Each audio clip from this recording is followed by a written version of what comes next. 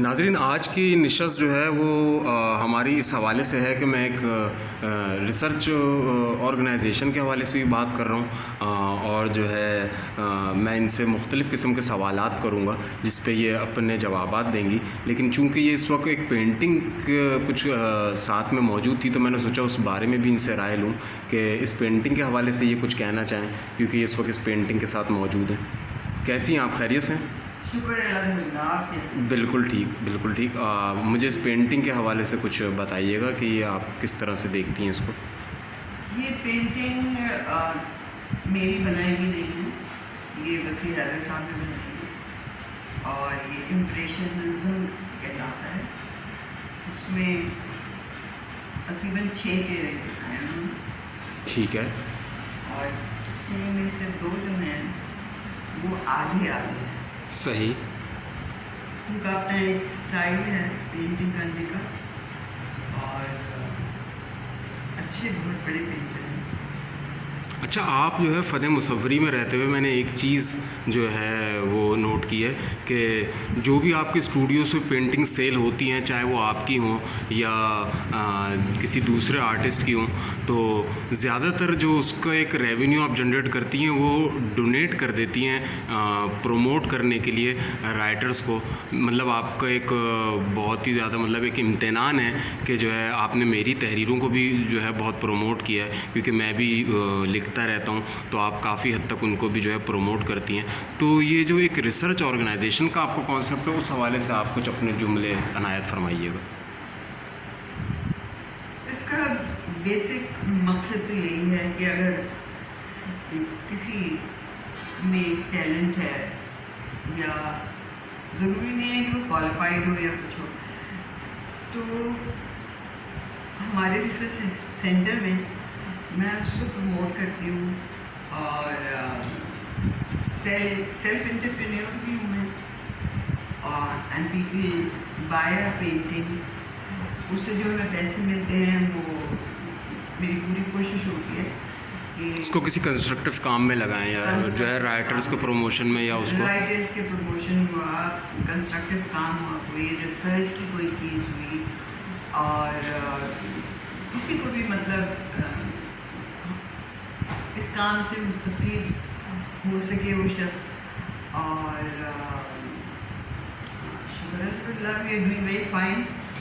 लेकिन मैं ये एक सवाल पूछना चाह रहा था, ये थोड़ा सा कॉन्फिडेंशियल सवाल है, और ये है कि जबकि आप मेरे काम को भी इतना ज़्यादा प्रमोट करती हैं एज अ राइटर और मुख्तलिफ़ लोगों का आप इंटरव्यू भी लेती हैं जो हम इस चैनल पे भी लगाएंगे, तो आप एक बहुत अच्छी गुफ्त शनीद करने वाली ख़ातून हैं और लोगों से जब आप इंटरव्यू लेती हैं तो आपके सवाल जो है बहुत ही ज़्यादा मुख्तलिफ़ किस्म के होते हैं।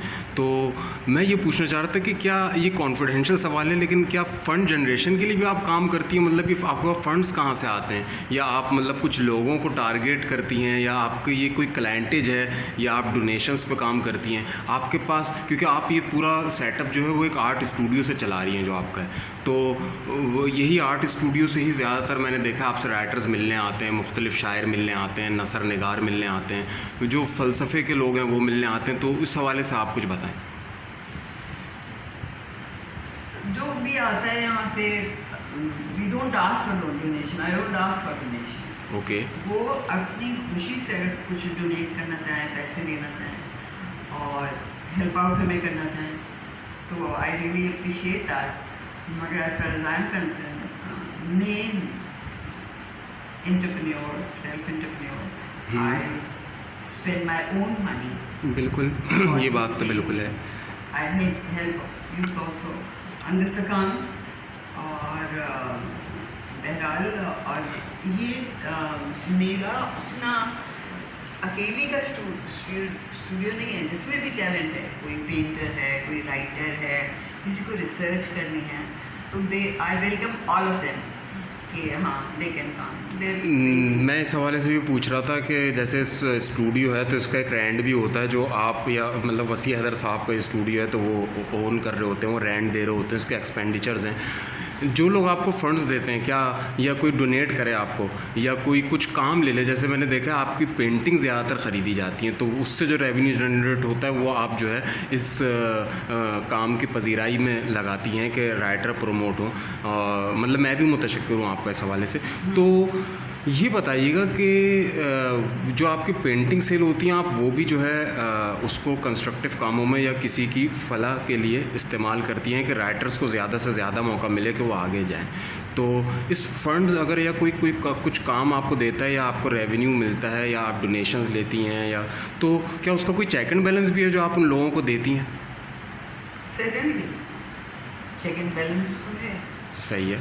इसलिए कि मतलब कोई काम भी हम ऐसा तो नहीं करती हूँ मैं कि जो पैसा आ रहा है वो मैं अपने ऊपर खर्च कर रही हूँ या कुछ। आई रोल द मनी, जैसे आप सॉर्ट ऑफ रनिंग फाइनेंस। जो मेरी पेंटिंग्स बिकती हैं वो मैं उनको जमा करती रहती हूँ।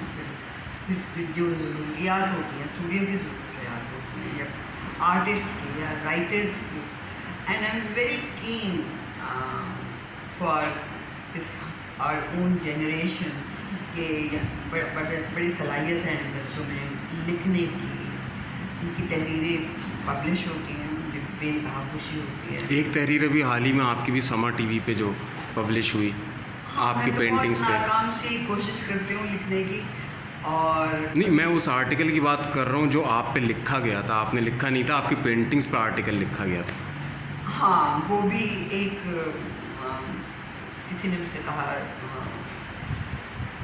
he was a young man and he wanted to take my अच्छा, interview. ये भी बताइएगा साथ साथ कि आपका आगे क्या आप ऐसा सोचती हैं कि एक राइटर जो है जो नसर निगार है या जो भी तहकीकी मरहले से गुज़रता है, तो उनको जो है पूरा टाइम मिले कि वो अपनी सलाहियतें इसी शोबे में रह के बरोए कार लाएँ या उसी के हवाले से जो है काम करें, ना कि उनका ज़रिया मौश अलग हो और वो अपनी राइटिंग की स्किल्स को अलग से लेके चलें। तो क्यों ना वो पूरा टाइम अपने सलाहियत को दें और उससे कुछ जो है माशरे में कंस्ट्रक्टिव काम कर सकें।